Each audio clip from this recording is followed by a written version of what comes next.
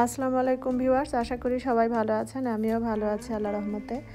আজ আমি আপনাদেরকে রান্না করা গরুর মাংস দিয়ে কাবাব বানাতে হয় কিভাবে সেটি দেখাবো।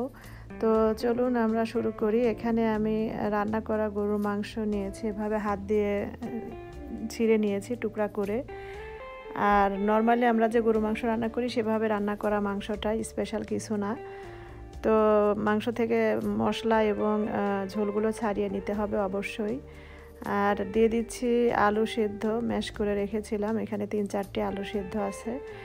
তো পরিমাণ মতো দিব, এটার কোনো পরিমাপ নেই, কমও দিতে পারেন বেশিও দিতে পারেন, মাংসর পরিমাণটা বেশি থাকলেই ভালো, টেস্টি হবে। আর দিয়ে দিলাম কাবাব মশলা, এটা আমি ঘরে বানিয়েছি, আপনারা প্যাকেটের মশলাও দিতে পারেন, সমস্যা নেই। আবার ঘরে বানিয়েও দিতে পারেন, সেম ইনগ্রিডিয়েন্টস। আর দিয়ে দিব 2টি এরকম ডিম, হোল কুসুম এবং সাদা অংশ দুটিই দেবো, সমস্যা নেই। তো সব ইনগ্রিডিয়েন্টস দিয়ে আর দিয়ে দিচ্ছি পেঁয়াজ বেরেস্তা দিলে আসলে কাবাবের এক্সট্রা যে একটা ফ্লেভার সেটা আসবে। তো এই কাবাবটি আসলে চায়ের সঙ্গে নাস্তার টেবিলে খুবই মজা লাগবে, আপনারা বাসায় করে খেতে পারেন। অনেক সময় গরু মাংস রান্না বেঁচে গেলে খাওয়া হয় না, আমাদের ঘরে পড়ে থাকে। তো গরু মাংসটা এভাবে আপনারা কাবাব বানিয়ে খেতে পারেন।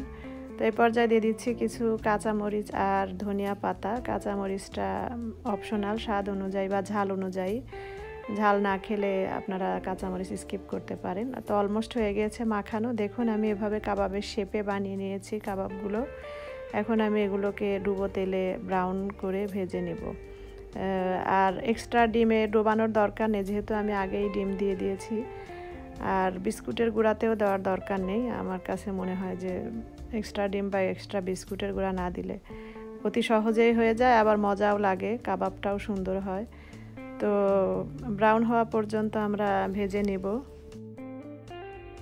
তো ভিউয়ার্স, এক পিঠে খুব ভালো করে ভাজা হলে তারপরে উল্টাতে হবে, খুব তাড়াহুড়া করা যাবে না, তাহলে ভেঙে যাওয়ার ভয় থাকবে। তো একটু সময় নিয়ে ভাজতে হবে।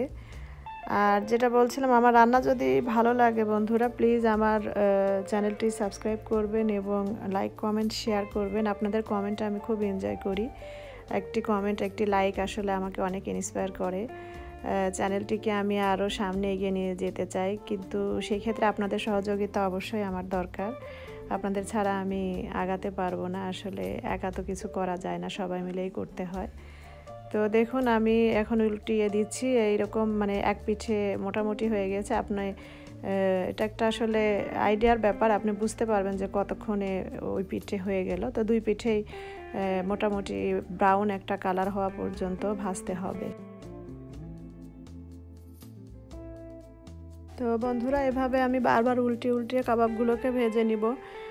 দুই পিঠেই খুব ভালো করে ভাজতে হবে, তাহলে দুই পাশেই কালারটা চমৎকার আসবে। আর ফ্লেভারটা তো অলরেডি চলে এসেছে, আমি পাচ্ছি।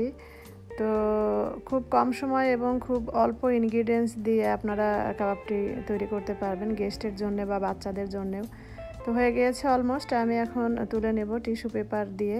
টিস্যু পেপারটা ইম্পর্টেন্ট, আমরা সবাই জানি, কারণ তেলটাকে টেনে নেওয়ার জন্য টিস্যুটা অবশ্যই দিতে হবে, তাহলে কাবাবটা খেতে আরও বেশি ভালো লাগবে। তো দেখুন কত সুন্দর একটি কালার হয়েছে, কাবাবগুলো এত কম সময়ে হয়ে গেল। ভিউয়ার্স, তো এভাবে কাবাব বানিয়ে খাবেন এবং কমেন্টে জানাবেন অবশ্যই কেমন লেগেছে আপনাদের। আমি কথা দিচ্ছি ভালো লাগবে, খারাপ লাগবে না। তো হয়ে গেছে, দেখুন আমি একটু ডেকোরেশন করেছি, এটা আমাদের ডাইনিং রুম।